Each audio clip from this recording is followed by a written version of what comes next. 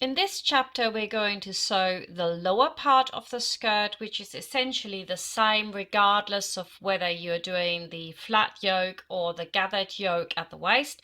Doesn't really matter. If you want a really big skirt, then you can cut it out from selvage to selvage, or you can use a whole load of fabric and cut it along the selvage, as we've already discussed. The way it's put together is exactly the same. And then we're also going to have a look at how you can do the hems. But let's get started with the skirt. What you want to do first is sew the seams together. Now you either have 2 or 4 seams, but regardless of what you do, if you're working with a pattern fabric like I am doing here with a check, you want to make sure that they line up. And if I put my fabric together like this, I would end up with 2 squares next to each other. So it's really important if you do checks that when you look at it from the wrong side, you actually have the same check twice, and that way you know it's correct, and when we then fold it open you can see that it's perfect. Now I'm using a Dupion silk which comes from India, and the Indian looms are either not the most modern usually, or they're hand looms, which is perfect if you want a little bit of structure in your fabric. And I prefer that actually to the Chinese very smooth silk. But in this case, of course, having one of those looms makes a little bit of a difference, as it's not even, and there's nothing you can do about it. You just have to get on with it and decide, well, which part do I want to have at the top and which is going to go into the hem.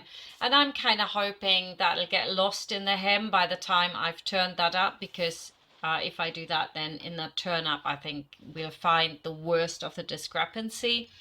And I think this is absolutely fine. I'm gonna go for the nice smooth edge at the top and on the other side.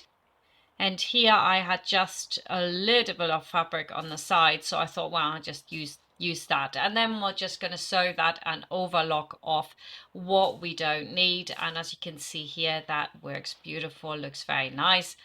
Good enough for me. Off I go to the sewing machine and sew this together, and I'm holding it nice and taut. I don't want this to shift or pull or anything, so I'm holding it quite taut and just hope for the best.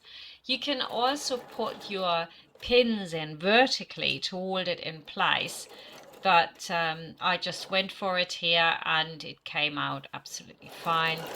Once you've pinned it correctly, it should just stay there where it needs to be.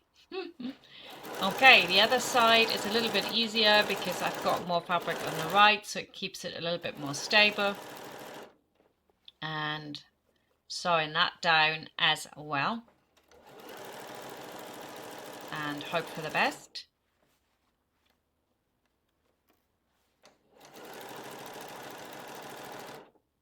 Now we're going to pop over to the serger or overlocker, and I'm just going to take off what is in the way. I have to say, if you're using a lot of silk, I would cut it first, because silk does blunt a knife or a scissor if you do it too much. Here I'm just lining up my sewing line with the line that I've got on the foot of my overlocker or serger, and that gives me, you know, a very nice slim seam. You want to iron the seam first flat in case it's pulled it together a little bit. Overlocking can do that. It doesn't always, but with my overlocker, which is cheap and cheerful, it does that. So flat first, then towards the center back. And look, that looks quite nice. Now I would like to point out that the way I've cut this out was along the selvage, and so the top edge won't really fray very much. If it did, I would overlock or serge the top edge as well before it is gathered, because when you put the gathers in and it starts fraying, it's actually really not very pleasant. Let's have a look at the hems real quick, because you of course have many options. And here I've sewn my lace to the skirt and then I've hand hemmed it. I think that if you're making a very special dress, that's important. if you're making it, and let's have a look at this nice little summer dress here, no problem. Top stitching this, absolutely no issue. If you got 4 meters 80 in your skirt, the last thing you want is to like hand do that, right? I had a little bit less volume on this one. On the cream bodice one, I used exactly the meterage that was in my pattern. And and this is a smaller size, so I just used less, and I just sat down for 40 minutes to an hour to do those hems, and that's what it will take you, even if you are a fast little worker. Regardless of what hem you do, you will have to iron it up. I've used the check here, but of course, if you have a different pattern, use whatever the pattern dictates, really, in between 2 to 3 centimeters. That's all fine. In my case, it's exactly that one check. I've now serged all the way around and then turned it up, and I do that all the way around, and it does take quite a while, but having a check makes it also easier because you can see what you're doing and where you have to turn it up and iron it, so that makes it a little bit easier. Whoopsie, that's not so good, go over it. And now I'm going to take you through those 3 options for your beautiful hem. The first one is to bang it under the sewing machine and just stitch it through. But you have to remember that if you're doing a check and you're using the check as your guide, you need to actually have the hem underneath it covering that so that it doesn't slip out. That's really important. Now, in my case, for neither of my skirts, I wanted to do that. I decided that I wanted to do a hand hem because for a special dress, I didn't want big nasty stitching on there. Of course, if it had been a summer dress, I would have. So let me show you how to do this beautiful slip stitch.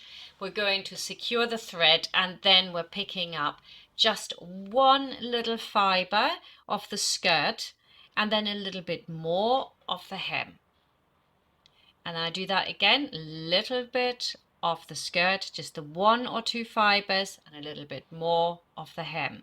And if you watch really closely, you will see that my thumb of the left hand and my pointer finger go in this up-down motion to facilitate the needle coming through. You also want to always do the slight pulling on there. You do not want that thread to be tight at all. It sits in there fairly loosely. So watch again. My finger pushes it up against the needle, and then when the needle comes out on the hem side, it goes down again. Watch again. Up, down. Watch it again. Up, against my needle, and down. So it's a kind of up and down like a little wave, and I think that makes it easier, and I hope you could see that, and you should try it and you'll be an expert soon. So here I've done this now. It's all done with my beautiful hand stitching, and if I wanted to put on lace, the hand stitching will still remain, or you can do it with a machine, of course, but I want to show you how it works. So it sits in there beautifully, and it just looks like it comes from a petticoat. All I do is put my lace on, right sides facing. I fold in the start of the lace so that I can overrun when I come out of it. And the little scallop here, I simply cut off. I don't pin any of this. I just hold it nice and taut as I go all the way around. It's pretty nice. Love it. I'm running out of that. I got a whole roll of it for my flower girl dresses, which I made years and years ago, and it was rather cheap, and now I've run out. This is really the last bit of it, and that's a bit sad. Okay, right, now let's have a look how beautiful this looks. And of course you could put on a little bit of ribbon, and that when it's stitched down would also hold your hem. You could do that. That's a really nice idea. Or you could use something more colorful. I absolutely went mad in the shops. I got so much stuff and put hardly any of it on, but that's up to you. Be really inventive with this. I can't wait to see what you're doing. And of course you could just stitch it down here as well, but it wouldn't sit right on that line of the check, but slightly lower, and I didn't want that. I wanted this to sit perfect. So again, I went off and hand stitched it all. Now with the hems done, all we need to do is to gather around the top edge. And for that, we're going to put 2 gather stitches in with the longest stitch length available on your sewing machine. The first one is 1/2 foot width from the rough edge, or in my case, the woven edge. And then the second one will be foot width next to that. And then when we sew it on, we're going to sew in the middle. Now let's just point out again, if you cut out your skirt from selvage to selvage, which is with the weft, then that means that it will fray more, and you should really overlock that edge before you start.